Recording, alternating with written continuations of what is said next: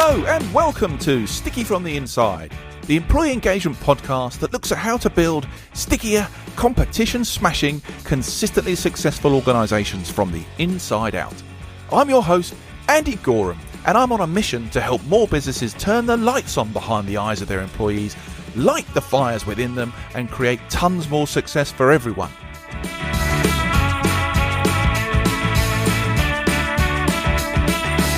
This podcast is for all those who believe that's something worth going after and would like a little help and guidance in achieving that. Each episode, we dive into the topics that can help create what I call stickier businesses. The sort of businesses where people thrive and love to work, and where more customers stay with you and recommend you to others because they love what you do and why you do it. So, if you want to take the tricky out of being sticky, listen on.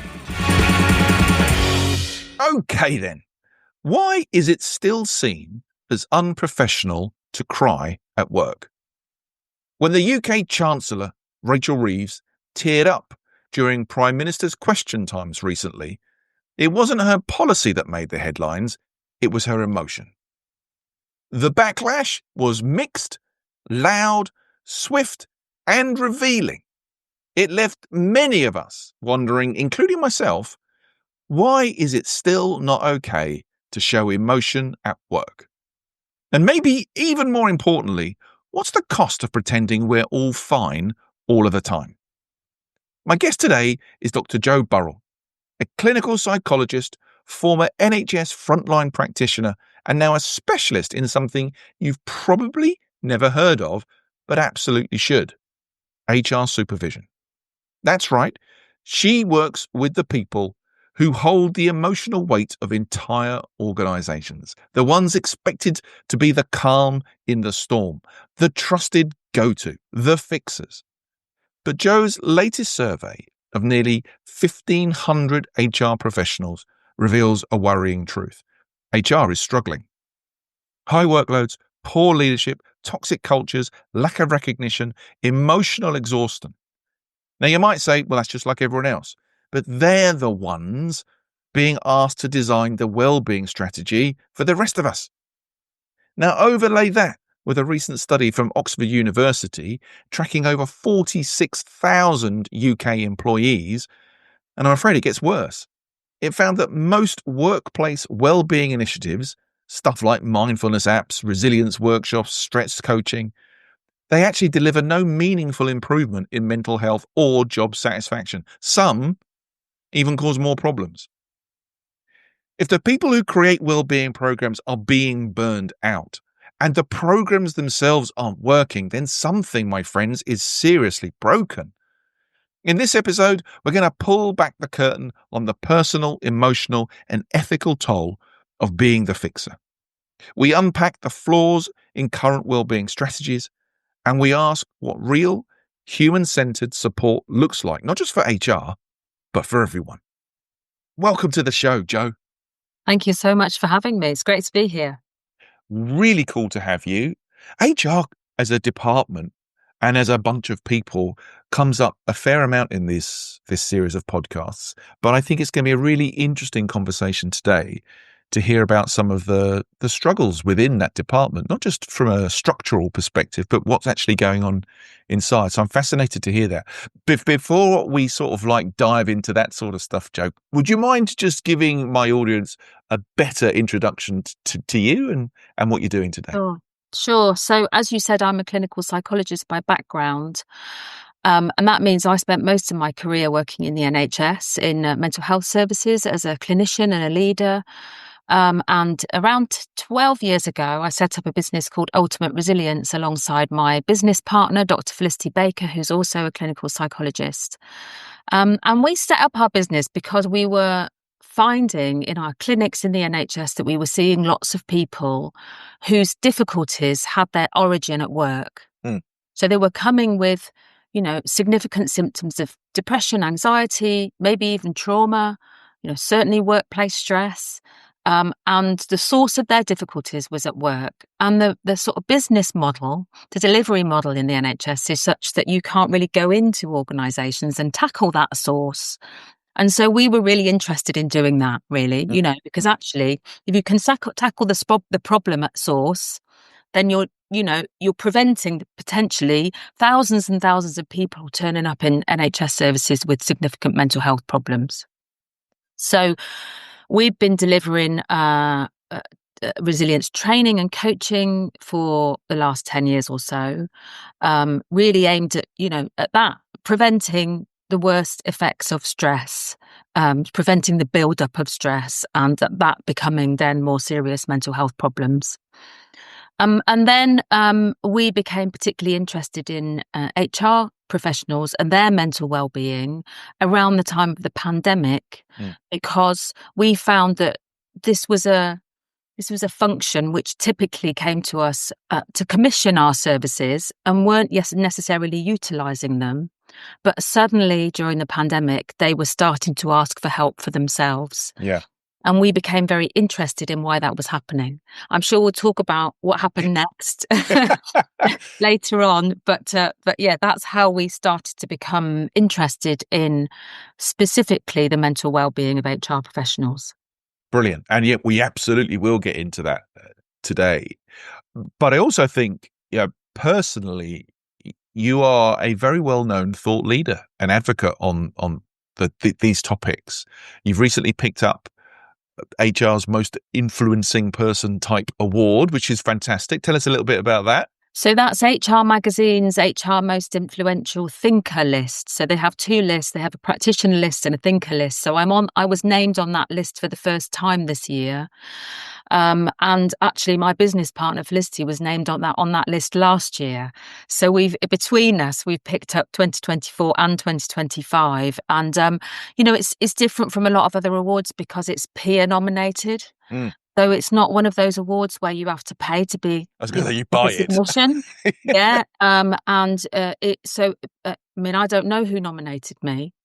And then the nominations are kind of analysed, by a professional company, who do that kind of thing. So I feel very honoured to have received that award actually, because I know that it is, a set of awards that are, have a lot of kudos and credibility, and it's a sign that the work that we're doing is being heard. Yeah, it's great. And it's nice for me over the years to look at that list and see the number of people that have come on and taken time out to chat to me about some stuff. So it's wonderful. Fantastic. Congratulations. Absolutely fantastic. Where to start? Well, I mentioned right at the top of the introduction the whole Rachel Reeves thing. And actually you did a LinkedIn post drawing attention to that very issue. And I guess that's a good enough place to start as any. What made you write that post? What was behind it for you? Well, I think it kind of it wrangled me, or the response. I saw what was going on in the media, and I suppose it sort of touched on something that concerns me greatly, which is I think we live in a very name, blame, shame kind of culture. And the media sort of exacerbates that often, not always. It depends on what kind of media outlet we're talking about. But they settle on things that they know are going to incite strong feeling and can often be critical before they are compassionate or understanding. And so what happened was, within minutes we were seeing, pictures of a woman in distress. Yeah. And critical headlines and suggestions that she should leave. That she should be leaving her job because she was displaying a human emotion. That was the majority of the conversation afterwards. I mean, I remember listening to the radio and every sort of pundit was like, well, when's she going? Yeah. Clearly it's too much. Yes, absolutely. And, as a clinical psychologist who's worked with people and their emotions the whole of my career, I just felt like, that's really rubbish. And, so what if she cried? Yeah. But I suppose it also spoke to something for me about women in leadership roles and the different ways in which, men and women express themselves and the ways in which we've been socialized and all of those sorts of things. So it felt like an attack on her as a woman, as well as an attack on her as a human being who has experiences emotions just like everyone else. You think it exposed some, I'm going to say, and they're not hidden, but some real truths about culture and the expectations of what professionalism still means today in the workplace. Absolutely. And I think those expectations and those kind of stereotypes hurt everyone, not just women. You know, they're the sort of stereotypical kind of template that leaders are expected to fit into is someone who's very stoic, someone who stays strong and calm and copes regardless of what happens, who's decisive, who's can't be confused, you can't have a wobble, Yeah. can't have an off day. And I don't think that template, that stereotype serves anyone really. But I think it's informed by male stereotypes and it's informed by the expectations that are placed on men, which are that you shouldn't show any emotions unless they are aggression related emotions. No. It almost sounds prehistoric still, doesn't it? It does feel a bit weird. But as somebody who sits, listens, dives into, explores emotions with people on a regular professional basis, I mean, that's such a wonderfully complex, interesting topic. But yet it seems like a taboo when it comes to the workplace. Why do you think we still have such a problem talking about dealing with, facing into emotions in the workplace?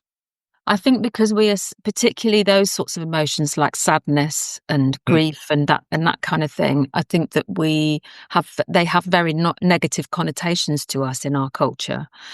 And I'd be interested, it sort of just struck me talking about it. I'd be interested to know about, whether there are other cultures across the globe where expressing sadness is seen as a strength. Yeah. The ability Yeah. to be able to cry is seen as a strength, because I think we automatically in this culture feel that it's a weakness to show that we're sad or to show other types of emotions, even things like anxiety. Yeah. To show that we're stressed, to show that we're anxious, to show that we're down. And I think that's just, I think that expectation is there both outside and in work, but it's kind of magnified in work. Yeah. Because it's overlaid with these expectations of professionalism. And professionalism is associated with holding it together and keeping going and being on your A game all the time and, that kind of stuff. So this sort of two things are sort of conflated, aren't they? And it's, like I say, I don't think it serves anyone. It doesn't serve individuals and it doesn't serve organizations either, because if we're busy trying to kind of control our emotions and repress them, then that just comes out in all sorts of other ways. One of the articles that I contributed to, I talked about, on the back of that post, I talked about how, if we're, repressing those feelings, then it can lead to fracture and conflict and tensions between people. So it's not useful to the wider organization, let alone the individual. No, it isn't. And I think this thing about professionalism almost results in this feeling of depersonalization. So, to be professional, you've got to park your emotions. Why? Why leave the very, very best part, the defining part of you, at the door when it comes to that sort of stuff? Why not lean into it? I mean, I find it really interesting, particularly in some of the rooms that I'll work in with groups where the topics can get emotional. People show emotion, so that because they're human. But it's really interesting to see the reaction of people in the room when those things happen. There is such a mix in the room. People who have real empathy and want to understand and help. And those are almost repulsed by the idea of someone being that human in the room. Yes. It's fascinating stuff, really. Yes, absolutely.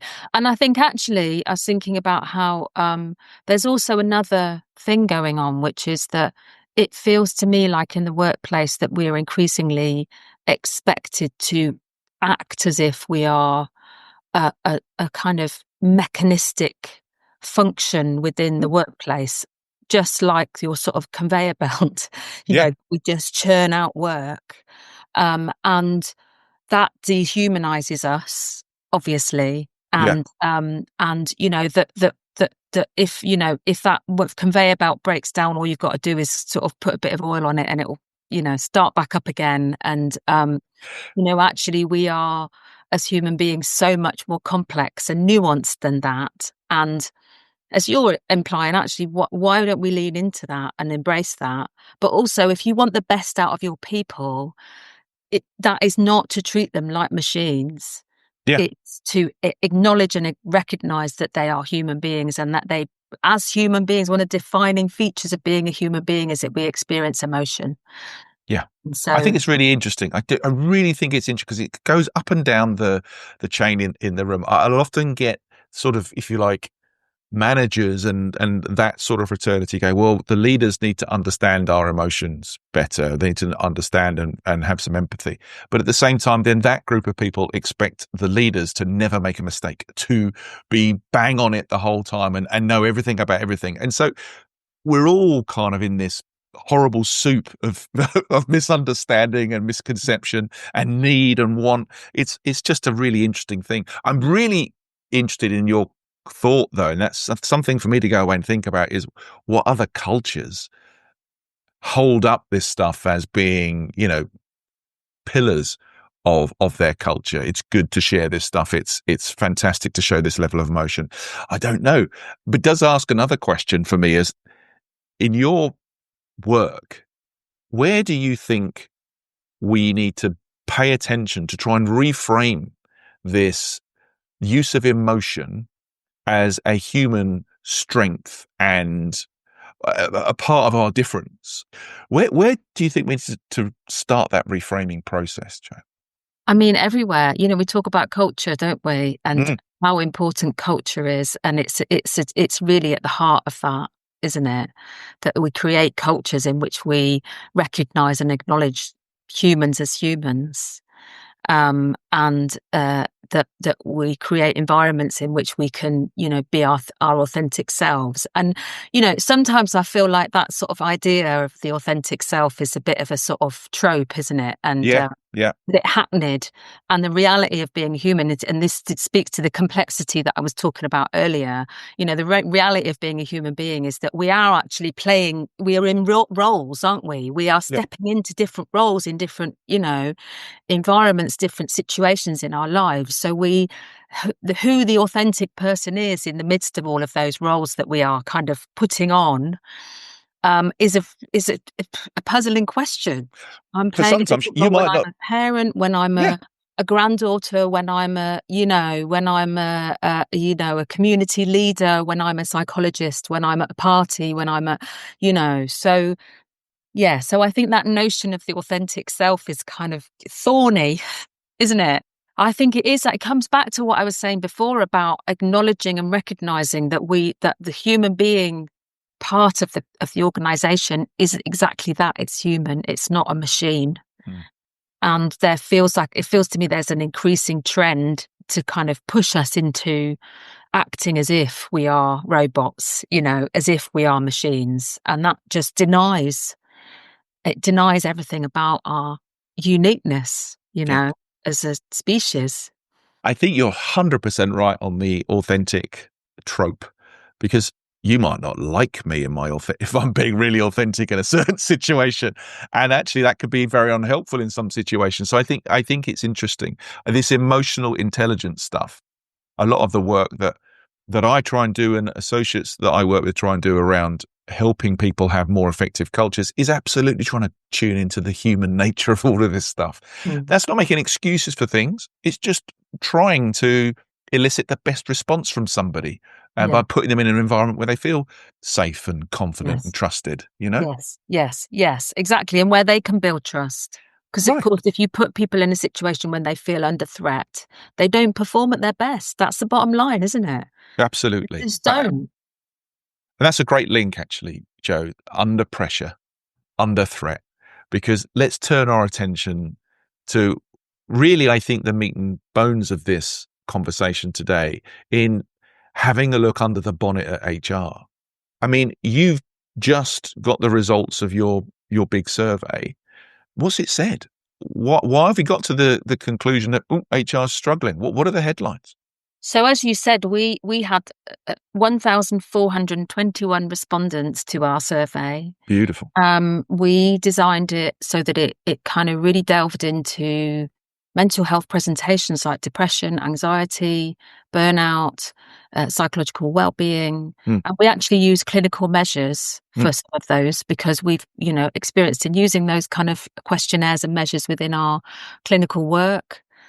And so what we found was pretty shocking, actually. I mean, it chimed with what we were hearing, but of course, you never know whether when you do a piece of, research, whether what you're going to reveal is going to be consistent with what you're hearing out there amongst people. Anyway, so what we found was 44% met the threshold for clinical symptoms of depression. And that is 2.5 times higher than the general population. Wow. That's at a rate 2.5 times higher than the general population. And 38% had clinically significant levels of anxiety. And that is 1.5 times higher than the general population. 63% were very likely experiencing burnout. And a further 15% were at risk of burnout. 67% were in the category for low well-being. 42% were considering leaving the profession. 87% felt that support for their mental well-being at work was insufficient to some degree. So what we have is a picture of a group of people who are struggling really quite significantly, but where there isn't a matching degree of support for them.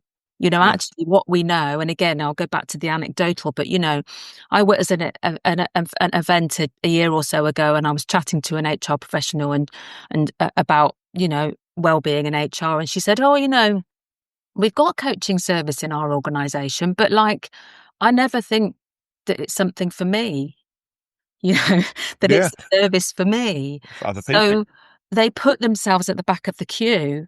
I think that's one of the issues. And but there isn't. I don't think the kind of right services available for them either, because they're doing a very specific job. But yeah, so this picture reveals, very high rates of distress, low rates of support, and what we found actually in terms of support, and I think this was a really, really interesting finding. We found that of those people who were experiencing good levels of support, people who said, yes, I feel very well supported at work, and that was only 13% of our respondents. Amongst those people, they were far less likely to be experiencing mental health difficulties. They were far less likely to be thinking about leaving the profession, and they were far less likely to have taken time off sick in the previous year due to stress or anything mental health related. So what that tells us is that support is a hugely important ingredient in protecting individuals, but also the business, because of course those are costs to the business, aren't they? If people are suffering with their mental health, if they're thinking about leaving or actively leaving, and if they're off sick. The associated costs of turnover or retention, whichever way you want to look at it, retraining, I mean, they're some of the biggest people costs that businesses experience.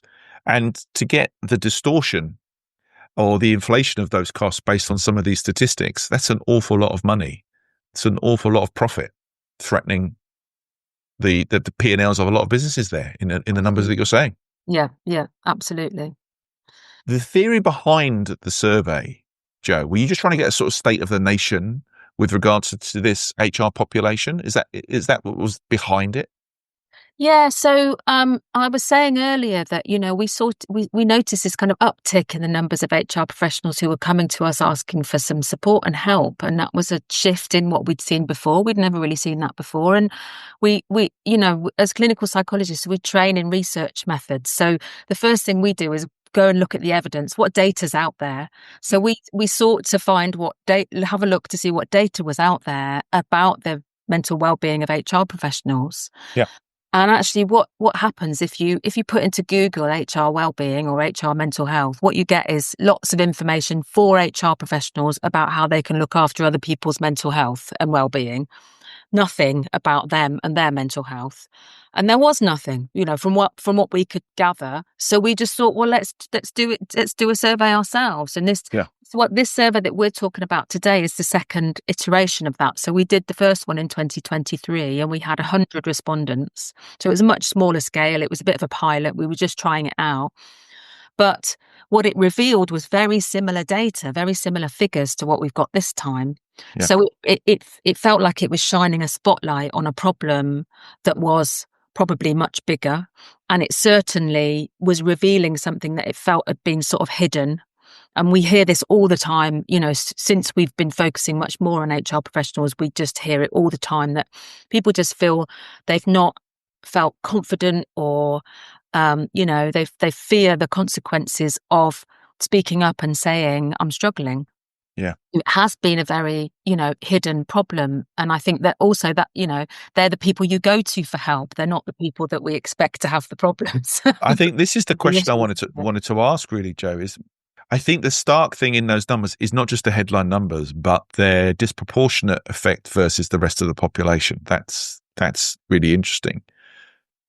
But without wanting to sound like an idiot, why is it so significant that this particular group of people are struggling to that degree? What's your insight into that? Well, I think there are lots of factors. I could talk to you for the rest of the day just about this particular question. But I think what we have is a profession that has seen a real broadening of its remit. I think that they've been at the eye of the storm when it comes to the pandemic. So let's start there. Yeah. They were like, the key workers. They were the frontline workers, and we don't think about them and how they were, all the stuff that was in their laps during the pandemic. We think about NHS workers and supermarket staff and, public transport workers and that kind of thing. We don't think about HR professionals. So again, an example of how their experiences are hidden. But, a lot of stuff landed on their plates during the pandemic. And then, from then on, there's been really no let up. We've had a cost of living crisis. We had obviously all the hybrid working stuff in. They've got policies and procedures that they've got to bring in. We've had the Great Resignation. We've had, new employment law on the horizon.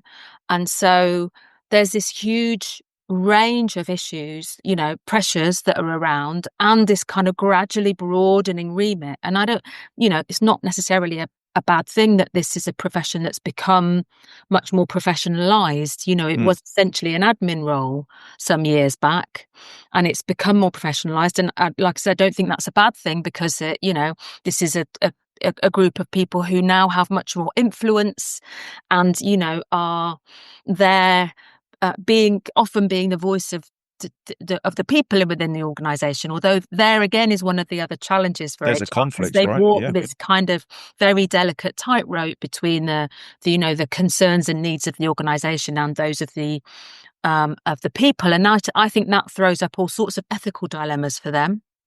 Oh, for sure. I think that point about the growing remit is interesting as well, because it feels in lots of the conversations we've had on this podcast, some of the issue must come down to this department in transition that it feels like HR is in. A certain degree of certainty must be being put at risk within that department because remit changes.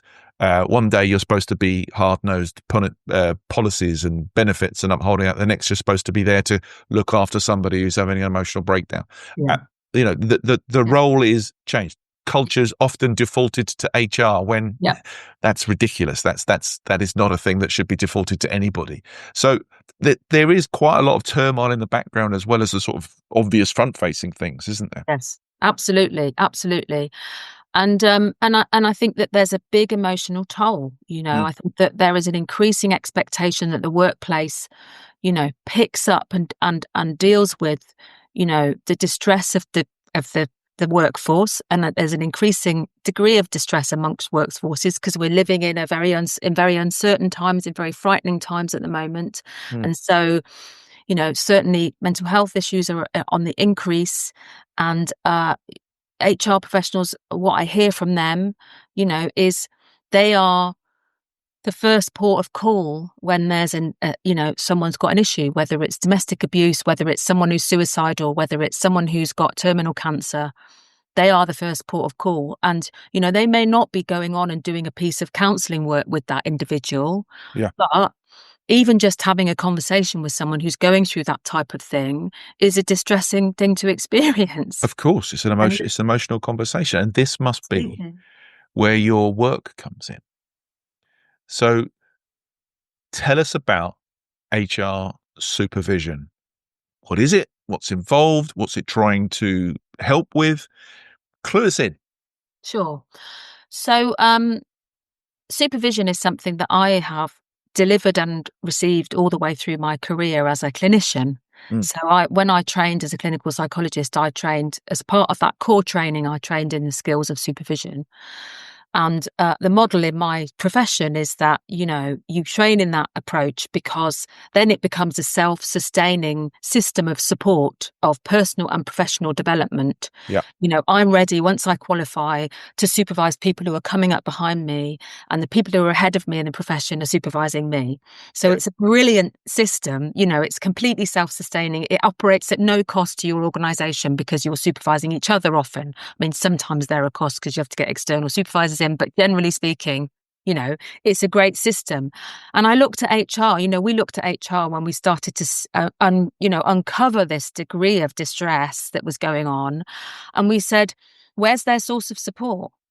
Why have they not got this kind of system of support, the kind of system that we've had through our careers that has served this incredibly important function?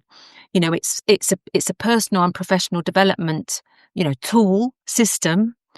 And it's called that because it's there to develop you in your professional skills, your technical skills, but it's also there for you personally. And so, if I had a particularly tricky session with a client, or, when I was doing therapy work, I had supervision there to talk about the impact of that on me, what it felt like, about the distress, how difficult it was. I can also talk about how I might work with that person going forwards, the sort of tools and techniques that I might need. And the fact that I could have that conversation in work time, meant that I could process that emotional impact, I could put it to bed, and I could go home at the end of the day knowing that, I dealt with it. And actually that meant that my free time was there for me to recuperate, to rest, relax, and help. It can then help me to be ready to perform at my best when I go back to work the next day. And we just thought, this is so lacking in HR. So we're trained supervisors. This is what we're going to deliver. Love it. Love it. What, Joe, in all of that work are some of the most common things that you're having to deal with? Things that perhaps now echoed in the results of your survey? Well, I think that generally the sort of motivating factor that brings people to us is around their people's well-being. So people who are kind of know they're on the road to burnout, potentially, or who are, struggling, and they're noticing the signs. So that tends to be the sort of the thing that brings them to us. Although we're working with both individuals and teams, and I would say it's in that case, it's the individuals who are motivated by that. When it's teams, it's often the team manager who's realizing that actually the content of what people are dealing with is distressing and difficult, is having an emotional impact. But interestingly, and so that's where we start. But interestingly, while we will probably spend some time supporting someone to address that set of issues around potential, looming burnout or, that kind of thing. So we're thinking about setting boundaries and, doing all sorts of things that, we can put in place to protect people and their well-being. What we are going on then to talk about is some of those things that contribute to the the challenging nature of the job. So the tricky conversations, Yeah. I took 2 supervision sessions yesterday, and both of them were about having a tricky conversation with someone. In one case, it was having a tricky conversation with the CEO of this company that I work in. Yeah. And the other was having a tricky conversation with an employee. Yeah. So it was, how do I approach this? What do I say?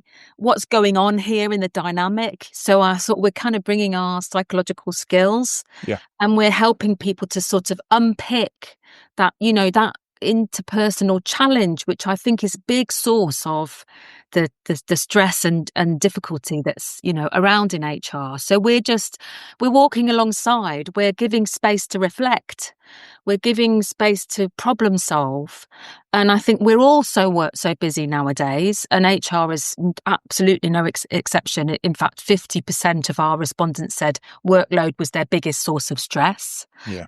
We're all so busy nowadays that we really lack that space to reflect and to think through and to problem solve. And that's what HR supervision becomes. So it starts at, how do we look after you and protect your well-being? And then it moves on to the kind of interpersonal challenges that people are facing. Ethical dilemmas is another one, space just to think through what shall I do in this situation? There's no real right answer, but let's think together so that we can confidently go forward and say, that probably is the right way forward here. I think it's fascinating because there's lots of differences and parallels with some of the more generalized challenges that I see in my work about difficult conversations and building trust and having an effective confrontation and all those sorts of bits and pieces. But this is now wrapped up in internal people issues, ethical issues, and also carrying multiple emotional loads off other people when you're dealing with these things. And this supervision thing, in my head at least, certainly feels like a far more targeted, intentional mentoring and coaching program where someone's really got to find the solutions ultimately for themselves, but they're getting a strong steer and support from you. Absolutely. And I think that is the job of the supervisor. Like I said, it's to walk alongside, and to kind of facilitate. And I think we're using lots of coaching sort of techniques and skills. We're using mentoring techniques and skills. I think we're using some ingredients of counselling too, because of the fact that we're bringing some emotional stuff. I spoke to someone last week who was experiencing something personal that was impacting on their work. And we talked about that, and how difficult and painful that was, and what the impact was, and how they might go forwards with it, and how they might function at work despite that difficult thing, So there's some elements of counselling in there too, but that's what it's meant to be. Supervision is meant to be a place where you can talk about yourself and you can bring yourself, going back to the conversation about the authentic self and your emotions, it goes back to that too, doesn't it? I think that's all about that safe space and not underestimating the benefit and power of time to reflect. Yes, because absolutely. with workload and everything else you've mentioned, it is often that's the bit that goes missing. The ability to try and do that emotional intelligence, rationalizing of what's actually happening, rather than just living in the frenzied moment and just constantly reacting to everything, which is just draining us of all sorts of energy and causing lots of problems. I think it's fascinating. And you've mentioned the well-being word quite a lot. And I think this is another fascinating area. It's a whole other episode, I'm sure. But I referenced the Oxford University sort of research centre piece of research that basically sort of said that a lot of these well-being, I can't even use the word strategies, let's just say activities, are not doing anything. And in some cases, actually causing problems. I wonder if that's what you're seeing. The issues that are coming through, there's a more systemic problem here. There's a lot of performative, superficial perks and stuff associated with well-being, which is why I think well-being gets a bad rap in a lot of cases. And I try to find alternative research studies to give a counter view. And there's not lots, to be fair. I mean, the bits I could find were the usual suspects of Deloitte and Harvard Business Review, who all seem to point to, look, well-being is important, but actually the movement comes from more systemic, strategic issues to address within workplace design, job design, leadership behavior, cultural environment. I'm fascinated to get your thought on this as someone who's right inside what's going on right now. Yeah. It's fascinating for me coming from a healthcare background. I worked in the NHS for well over 20 years. And when we started working in the workplace setting, I have to say I was extremely shocked at how behind. So, I know that sounds really bad, True, but how ill-informed workplaces were about how you support people's health and well-being, how you address it when it's, when it's in crisis, how you prevent health and well-being issues from developing in the first place. And I'm not blaming them for that, because actually what happened was a pandemic happened, and it became suddenly the job of workplaces to really focus on this much more. They weren't really thinking about it before that, because the NHS was dealing with it or someone else was dealing with it, but suddenly it became something, a central thing that they had to be offering to their employees, and so they are on the back foot and they're learning. And I think that's what I've seen really is that I think what happens first of all when you're presented with a problem and you don't really know what to do with it is you go, oh, what's out there already? What are other people doing? And then you go, oh, well, then I'll do that. So there's been a lot of that going on. There is, yeah. There's been a lot of picking up the latest thing because it looks shiny and it's, it's been marketed really in a really slick fashion. Yeah. There's been a lot of that going on. There's been a lot of grabbing for stuff because we just need to find a solution as quickly as possible. And, we know that doesn't work. It doesn't work. And so, although when that research came out from Oxford, although lots of people were saying, well, this proves that wellbeing initiatives just don't work at all, I felt that, that's not the right outcome. That's not the right conclusion. The right conclusion is that, is that actually the technology is not advanced enough. We're not thinking particularly in a strategic way about how we address these issues. And certainly one of their conclusions is that actually initiatives that are targeted at a more systemic level are more effective. And so, that gives us some answers already, doesn't it? I think it does. I mean, there are parallels in the Engage for Success survey that's been done post-pandemic on a number of occasions, looking at much like your survey, actually, in that where people felt safe, in a good place, supported, well-being was taken seriously, their likelihood to remain much higher, their engagement much higher, issues of stress, burnout much lower. But I think I'm in your court here, because I think we've almost come full circle in this conversation. That the conversation we had about emotions, and well, we don't have to touch that, it's a bit difficult. And then you come into the well-being stuff. Well, there's a quick bolt on. There's a quick kind of plaster I can kind of take here, rub my hands of it. I've given you some well-being stuff. Get on with it. Why on earth is that going to help someone in their emotional state? It's support and understanding, I think, that's required in these situations. And as we learn from lots of these conversations, there are so many unique nuances and differences between people. Why would we think an app is going to solve the world when it comes to this stuff? I don't know. It seems a bit daft to me. I don't like to sort of leave these podcast episodes on sort of neggy notes of this is rubbish, but I try and think about, where do we go? And what practical steps can people take? And from all the things that you've ended up dealing with in all of your career, and certainly where your focus is now, where do you think organizations can start to think about the root cause of some of these things rather than plaster on the things that we see? Where can they start to reduce the emotional burden? And we're talking about HR, so let's focus in on that, on this HR group. Where do we start with that? In terms of looking after HR, do you mean? Yeah, I think trying to reduce that emotional burden, is that even possible? Well, I think we have to acknowledge it first. Yeah. I think that's one of the problems that HR professionals face, is that it's not been acknowledged. And so if it's not acknowledged, then they feel like they have no voice, they have no permission to say, this is a problem for me, I'm struggling here.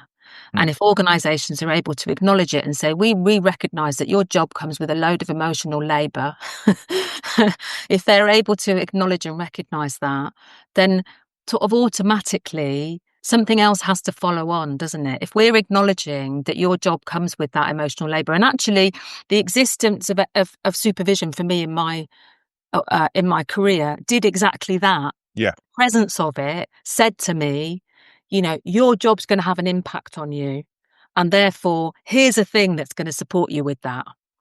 And so that's what we need to see in organisations, is that, first of all, that acknowledgement and recognition. This is a reality of doing this job, and therefore, what are we going to do about it? That leads to a solution, doesn't it? I think that's right. I think that combination of acknowledgement, understanding, but the support mechanisms behind there to find different, better, suitable, relevant ways forward. Interesting. I can't help but not hide from the fact that, or hide from the fact that other departments are going to say, yeah, well, what about us? And I think this is what's really interesting. I don't think what we're saying, I hope not what we're saying here today is, by the way, HR are the only people that need looking after. HR have got all the problems. We're just sort of really honing in on the emotional toll specific to this particular profession.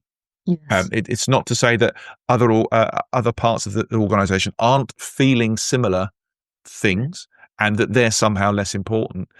It's just, let's just have a look at this department and see what it, because they're at the heart of all of these things. Yeah. And if this lot are burnt out, stressed, not coping, then the support that they give the rest of the organisation is going to be, well, not very good. It's not going to be healthy itself, right? To quote someone who did a post recently on LinkedIn, they said, if HR are burning out, the whole organisation's on fire. Right. So I can't take credit for that quote. It was a brilliant one. And that's it, because HR are playing this job of holding everyone up, of looking after everyone, of holding everyone, of making sure everything runs the way that it needs to, right through from advertising and recruitment through to exiting, Yeah. They're there all the way along the life cycle of the employee, aren't they? Yeah. So, and if they're struggling, then actually the ripple effect is massive. But to your point about, well-being more broadly, like, as I said earlier, workload came out as the top source of stress for our survey respondents. We know that's mirrored across the workforce. We know that workload is one of the, is identified already as the top source of stress for people across the organisation. So there are a load of things that can be done right across the organisation that HR professionals could benefit from. I just think that HR are a particular case in point. I think they need something specific. I think the nature of their job, a lot of what they're doing is confidential. Yeah. That comes with its own pressures and emotions, right? Exactly. It brings its own pressures and emotions, but it also means they can't really realistically be in a room with someone else receiving a wellbeing initiative. That's not going to work. It doesn't feel comfortable. It doesn't feel right. So, there's sort of boundaries, professional boundaries there that need to be maintained.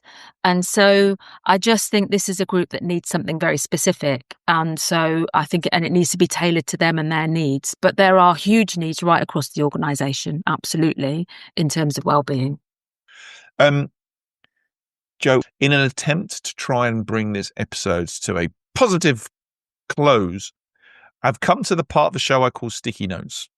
So this is where I'm looking for your absolute pearls of wisdom that we could fit on 3 little sticky notes, and we'll put them on the Instagram channel. Thinking about if we could take the well-being of people more seriously at work, what would your 3 bits of advice be? I think my first bit of advice would be define well-being, because Great start. Because we actually don't have an agreed definition of well-being. So as an organisation, the onus is on you to define what you mean by well-being. Let's not just bandy about the word well-being, because it doesn't really mean anything. Yeah. Be strategic. That's my second point. I mean, I just read today, literally, that the CIPD had done some research which found that 50% of organisations said that they had a wellbeing strategy. Now, I have to say, I do not believe that. Wow. I mean, like I say, I've been working in this area for about 12 years. I've worked with, I don't know, 150 organisations. I've met thousands. I'm on a judging panel for Wellbeing Awards.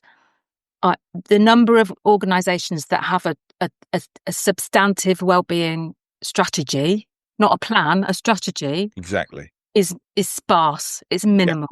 So really think about your strategy. So define wellbeing. Yeah. Be strategic, and remember people are human. Really, please. Just that. I mean, the whole world would be better, Joe, if everybody kind of took stock and realised that at time to time. Listen, 3 fabulously simple but powerful sticky notes there. Thank you so much for taking time out of, I know, your very, very busy schedule to come and sit down and talk to us today. Really appreciate it. Before I let you go, Joe, if people would like to find out a bit more about you, a bit more about HR Supervision, where can they find you? Where should they go?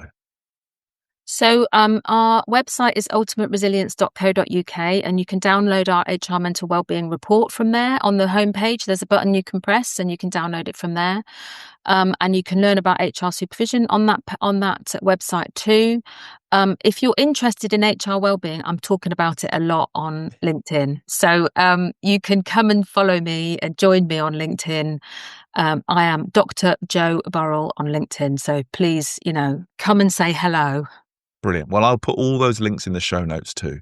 Joe, thank you so much for coming on. It's been an absolute delight to have you here. Thanks so much for your time. Thank you so much for having me. Okay. See you soon.